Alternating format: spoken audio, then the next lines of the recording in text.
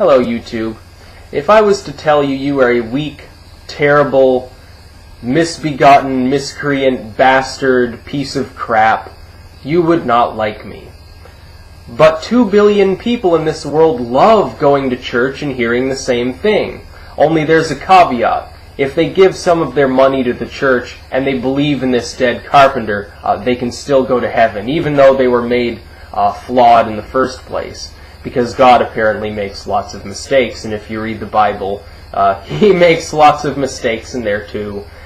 The truth is, you've been lied to by the church. There is no such thing as sin.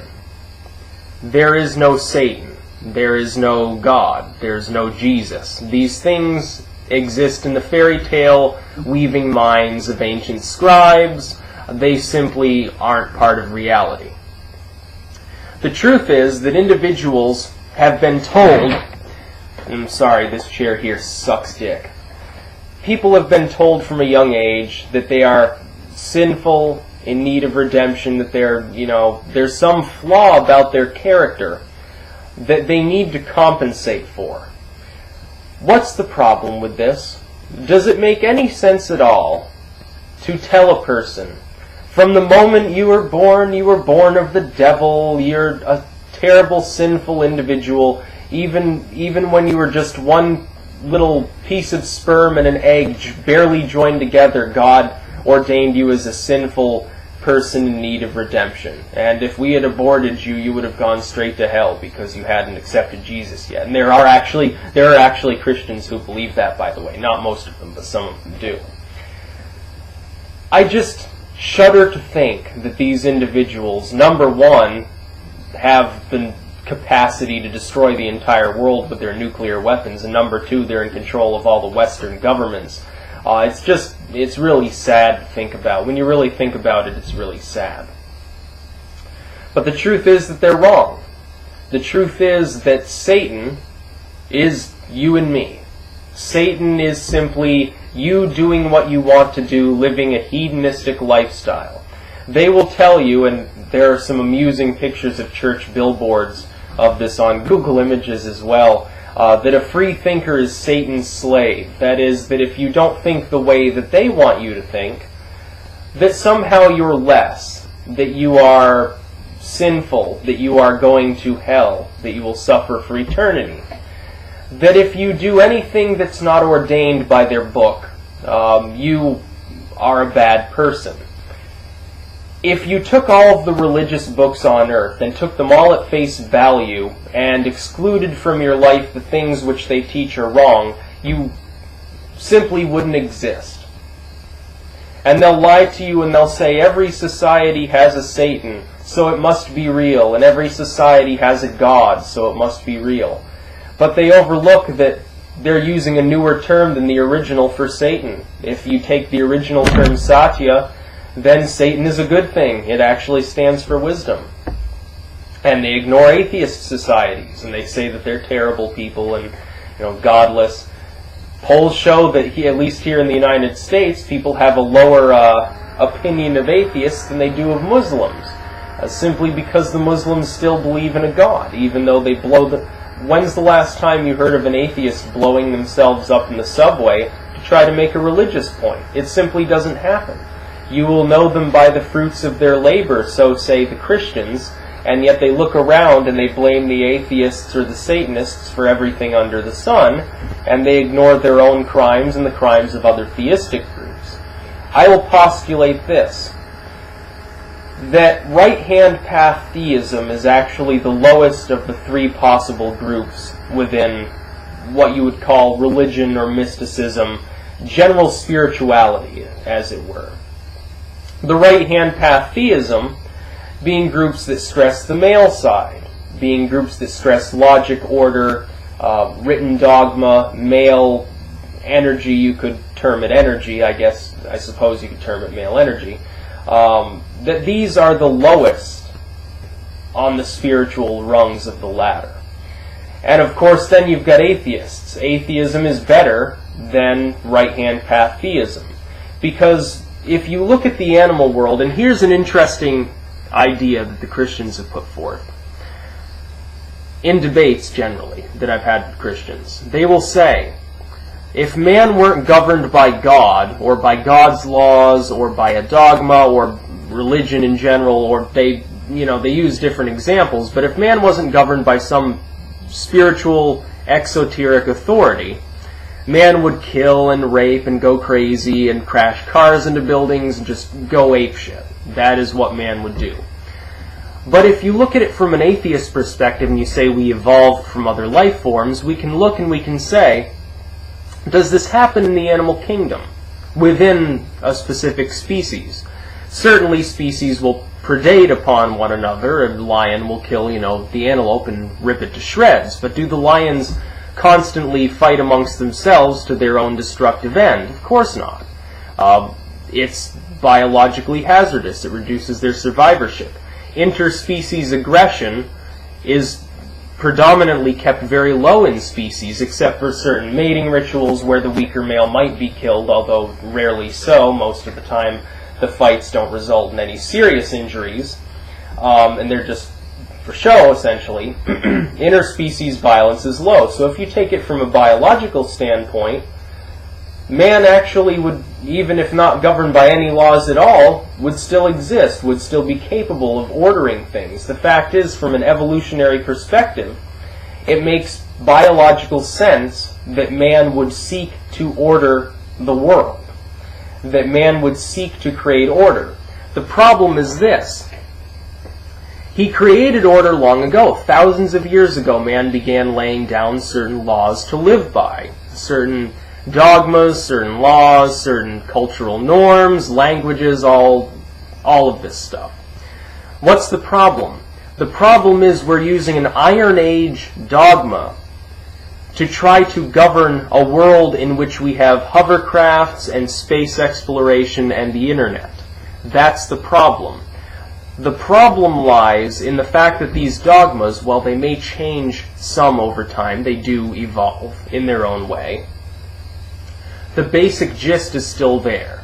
The basic gist of Christianity, and modern Christians don't practice Christianity even remotely like the progenitor Christians do.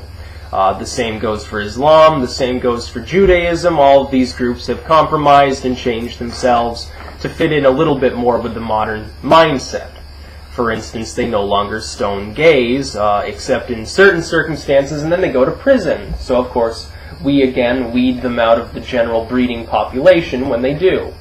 And then they just get sodomized in jail. But the point is this. We're using old, it's like taking a processor from a Windows 95 and putting it in a computer running Internet Explorer 7. Windows 7, sorry, I had a complete brain fart. It just doesn't work. It's not going to be able to keep up with it. It's going to work improperly, your system's going to crash, it's going to do all sorts of weird things. That's the same metaphor for what we're doing with religion. These religions are very old. They're not willing to compromise on a lot of their main features. Some peripheral laws they're willing to compromise, but they still instill the same fear and guilt that man felt was necessary back during the Bronze Age or the Iron Age. That's the problem. They're being lied to. We're being lied to by saying this is the one and only way to govern the world, to go to heaven, to be good people. Then why is it that the crime rate in some countries with extraordinarily high atheistic rates, with lots more atheists than we have here in the United States, why do they have lower crime rates? Can you even begin to explain that? I could literally make a video series 1 million videos long on all of the problems that Christianity and Islam, primarily those two groups, make in this world. I exclude the sort of left-hand path groups because primarily they do not teach violence. And they don't have a problem with education or technology. They may believe in tempering it for spiritual reasons, but they don't have a problem with it in itself. Christianity and Islam have both stood in the way of almost all progress that they've encountered for over 1,000 years. In Christianity's case, over 2,000 years almost now. They stand in the way of these things. Man is slowly progressing technologically towards godhood. It's my theory, and sometime 1,000 years from now, somebody might stumble upon this video saved on a CDR in the ruins of a building in some city that was long abandoned. And they will watch this video and they will marvel at my skills of predicting the future. I believe that in the future, man will be immortal. I believe this because with genetic engineering and all of the technology that we have, it is hypothetically possible to build a human being that won't degrade over time and get old. It's possible. I'm saying to you, it is possible to do that. It'll take thousands of years, but it is possible. We're progressing towards physical godhood, where our lifespan's getting longer, people are staying more active into older age, they're suffering, well, we're suffering more health problems in some ways. We get a lot more diabetes than we used to, but these are problems that can potentially be solved as well. Through medicine, through technology, computers, and things like that. But we've been lied to and told that no, we're not improving, we're actually getting worse. That man, over time, we're getting further and further from the Christian God. Jesus is going to forsake our country.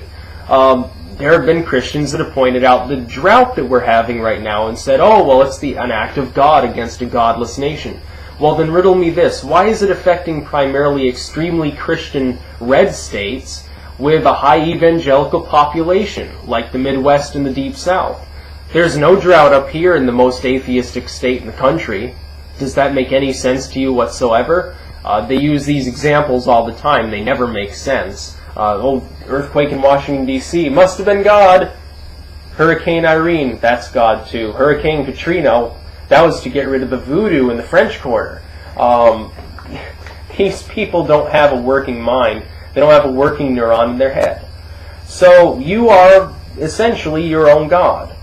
Your purpose in life is to have sex, eat, procreate, and die. That's your purpose in life. If you choose to give it a greater spiritual purpose, then in your own infinite godhood you have the ability to do that. But don't start ramming your beliefs down another person's throat, because they have the same right too. And that is the other mistake of Judeo-Christianity and Islam. They seek to make everyone homogeneous. They seek to make everyone ants, in essence. I love how the same people in the United States who constantly crow about, oh, no censorship, we need more freedom, more guns, less government.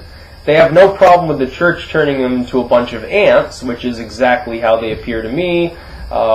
They run around doing their daily grind, and then on Sunday they all congregate in the big wooden building and burn some incense and say a few prayers, give some money to the church, and go home. Taxes are wrong, but it's great for the church to take your money. Government is wrong, but it's great for the church to govern you, or the Bible. But these things apparently to them make sense. In essence, yes, you've been lied to. You are not a sinful, fallen creature, and no, the world would not explode without religious law. Man is perfectly capable of governing without the use of the clergy or the Bible. As we've seen with our own secular law system, it actually works better when we keep religion out of the law system. And that is the truth. That's the inerrant word of reality. Not the inerrant word of God, because God has no part and parcel in reality. Some people say, well, there may be a God, we can't know for sure. Well, I would disagree with that for one. But let's play devil's advocate and say we can't know if there's a God. How do you know it's not Zeus? How do you know it's not Satan? How do you know it's not Thor or, Dionysus, or a pantheon of different gods? Maybe all of the gods are real. Maybe there's only one. Maybe that God is completely malevolent. Maybe God is so absolutely out of his mind evil that he sent the Bible down deliberately so you would waste your life, because for some reason he doesn't have power over you while you're alive, but once you're dead, you're going to roast forever no matter what you do. So he gets a good chuckle at making you waste your life so that you don't enjoy life as much and have lots of sex and eat good food and, do all the wonderful things that you can do in this world. And actually God is completely bonkers. An absolute raving madman. Have you ever thought of that? That is a possibility by the same standards used by agnostics. And by the way, I despise agnosticism because I think it's basically wishy-washy